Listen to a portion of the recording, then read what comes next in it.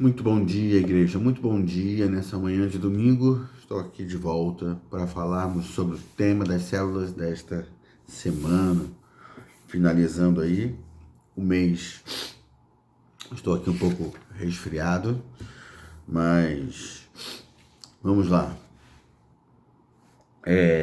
A gente tem sido desafiado a falar sobre discipulado e entender que o discipulado é o jeito de ser crente, né? Não tem como ser crente sem viver discipulado, né? Ah, o nosso acesso à vida do reino é através do discipulado, ou deveria ser, e a nossa permanência no reino, a nossa vida no reino, a nossa atividade fundamental no reino é discipular. Ah, Quando a gente entra no contexto da igreja, né, que a gente chama de reino de Deus, sem a perspectiva do discipulado, a gente desenvolve meio que naturalmente uma coisa chamada religiosidade. Isso precisa ser muito claro, precisa estar muito claro para a gente, né? A religiosidade ela é feita de padrões de repetição, mas no sentido ritualístico, né? E o chamado ao discipulado fala de repetição de padrões também, mas padrões que envolvem a vida prática, o dia a dia, as decisões. Não é uma questão apenas de repetir algumas coisas de forma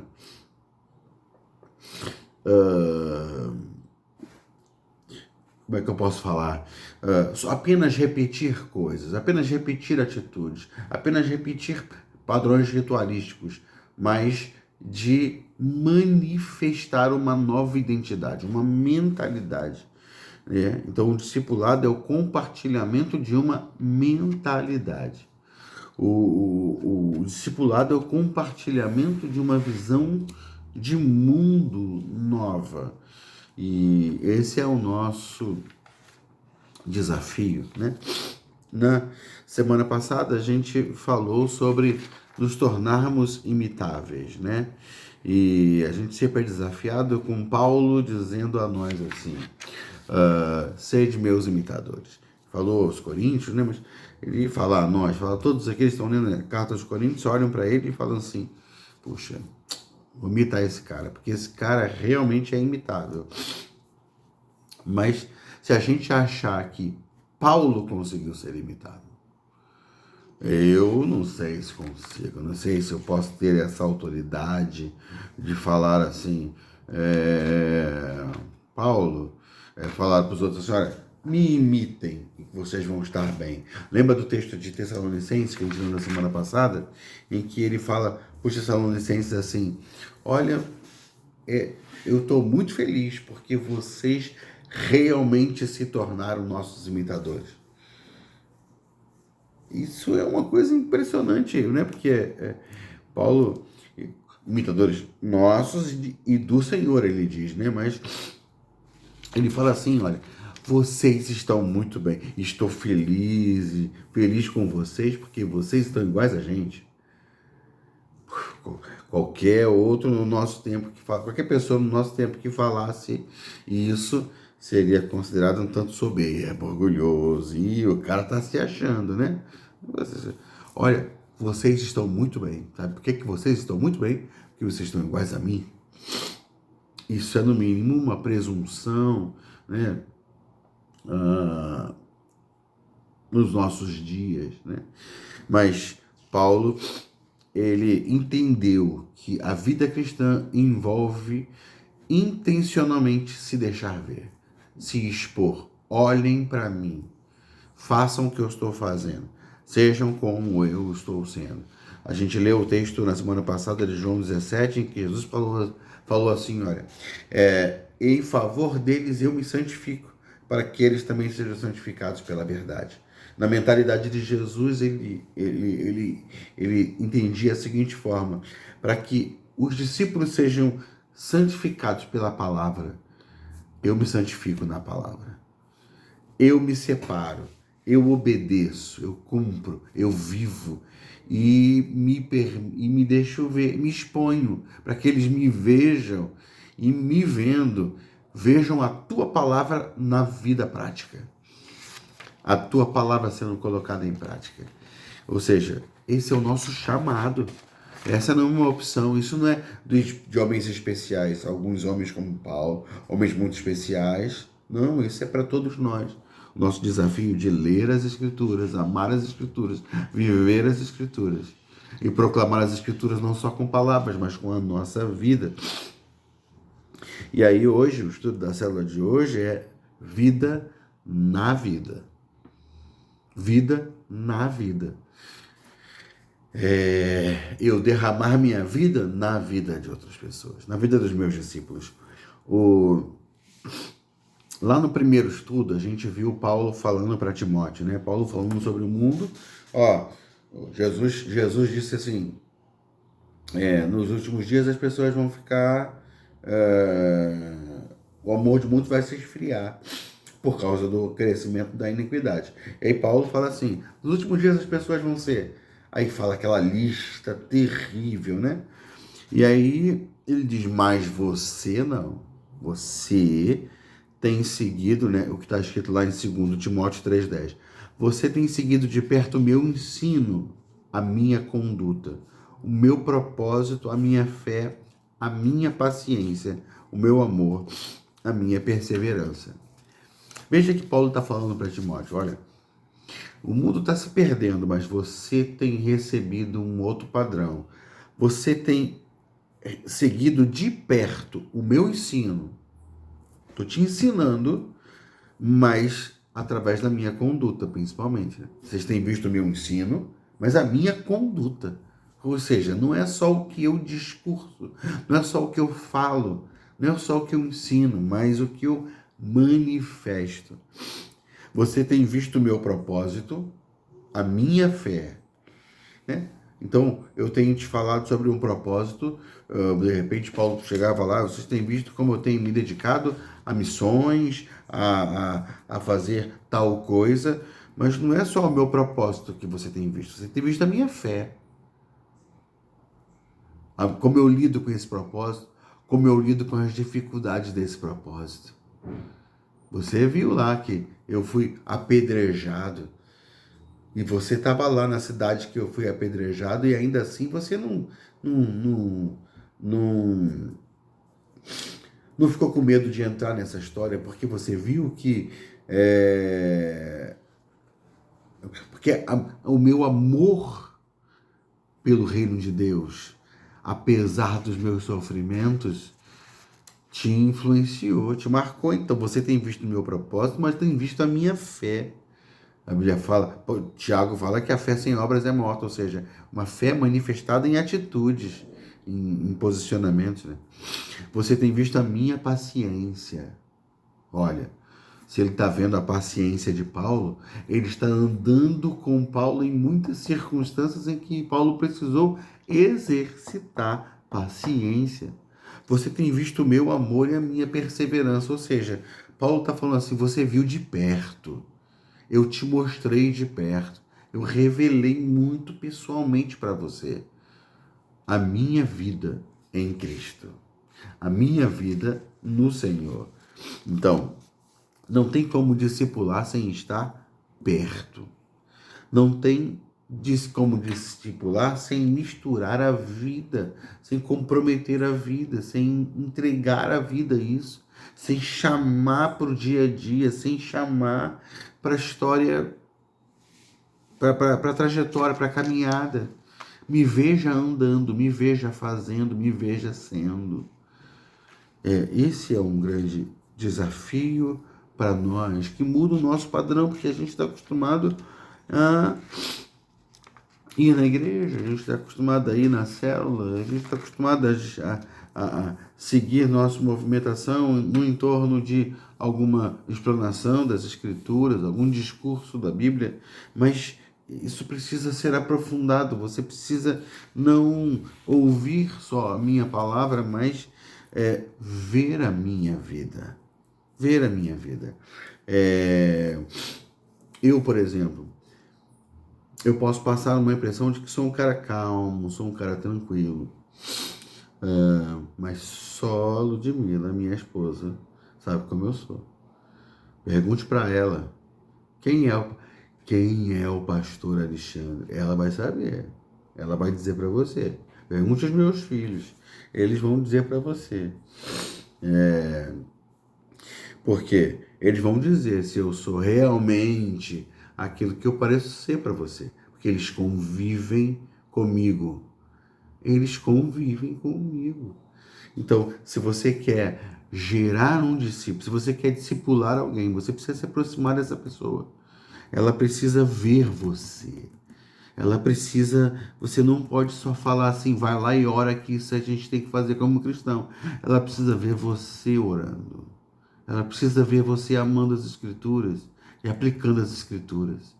Ela precisa ver você lidando com as situações, reagindo às situações de forma bíblica, se apoiando na palavra. Ela precisa ver você fazendo isso. Isso é discipulado. As pessoas, os discípulos viram Jesus nas mais diversas situações, lidando com as mais diversas provocações. Eles viram Jesus sendo paciente, amoroso. Eles viram Jesus em muitos momentos e isso moldou a mentalidade deles. Então, esse é o nosso desafio, né? Então, nunca ache que o segredo da declaração de Paulo sejam meus imitadores, porque eu sou de Cristo, porque o Paulo era um cara especial.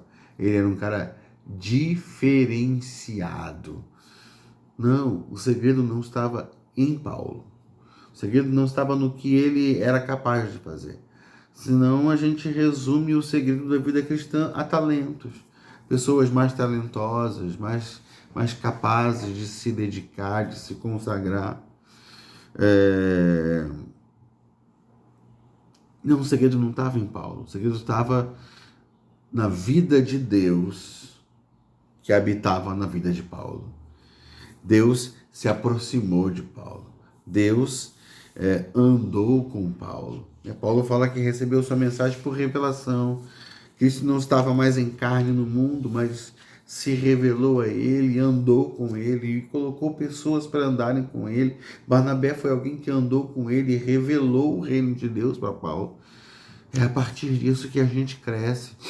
Paulo é gente igual a gente e ensina que esse desafio é para todos nós. E ele diz para Timóteo também, ele fala assim, Timóteo, aquilo que você recebeu de mim, que você viu em mim, passa adiante a homens idôneos. Então, esse é um desafio.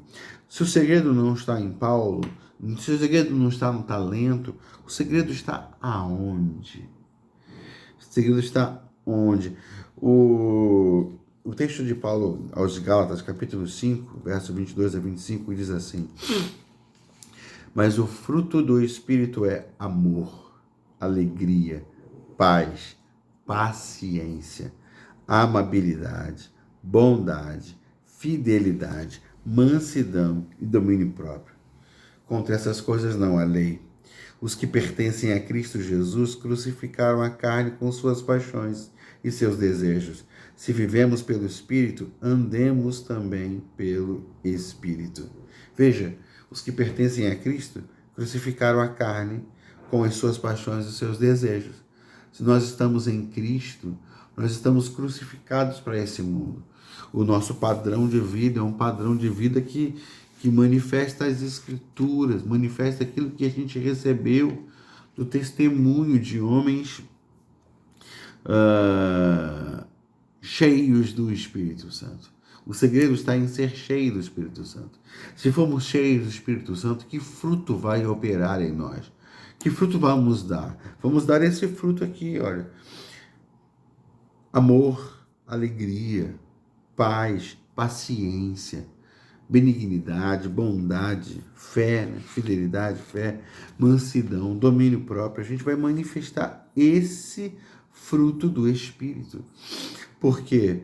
Porque nós vivemos pelo Espírito, nos movemos no Espírito. O segredo não estava nos talentos de Paulo, mas na disposição dele de se deixar governar pelo Espírito. O quanto o Espírito Santo te governa. Se o Espírito Santo governa a sua vida, ele vai te conduzir a uma vida profunda no que diz respeito à imitação de Cristo. E aí você automaticamente vai se sentir impulsionado a atrair pessoas. Venham e me vejam. Venham e me vejam. Gente, isso é muito na contramão do que a gente sempre ouviu. Porque as pessoas dizem assim, não olhe para mim, olhe para Jesus. Olha, não ancore a sua vida em mim. Não fundamente a sua vida em mim.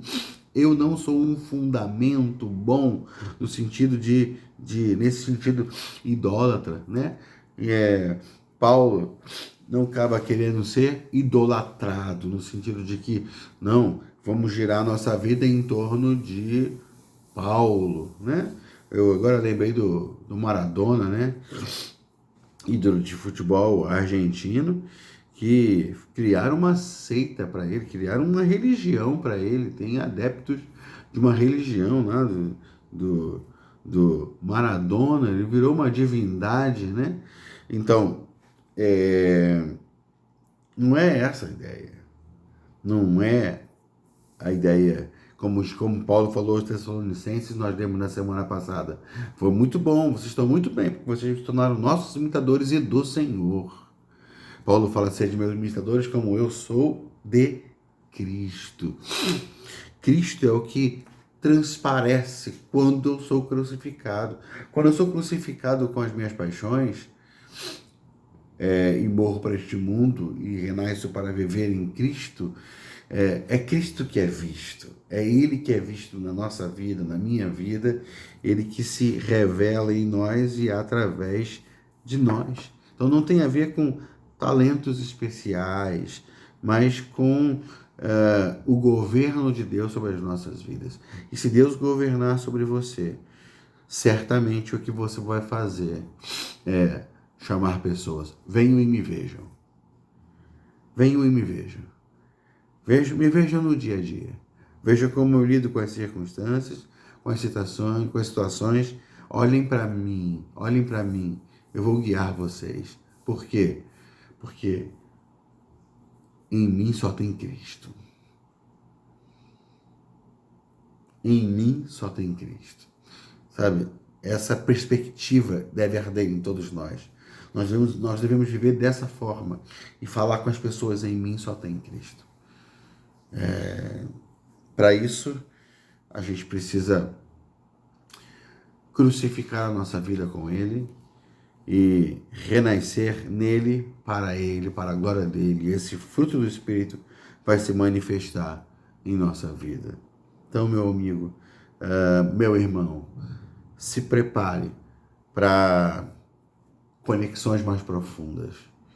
Porque se a gente vai desafiar a igreja a uma cultura do discipulado, a gente vai desafiar a igreja a uma cultura de conexões saudáveis, que geram vida pela imitação. Nós imitamos a Cristo e somos imitados por aqueles que estão conhecendo Cristo. Amém?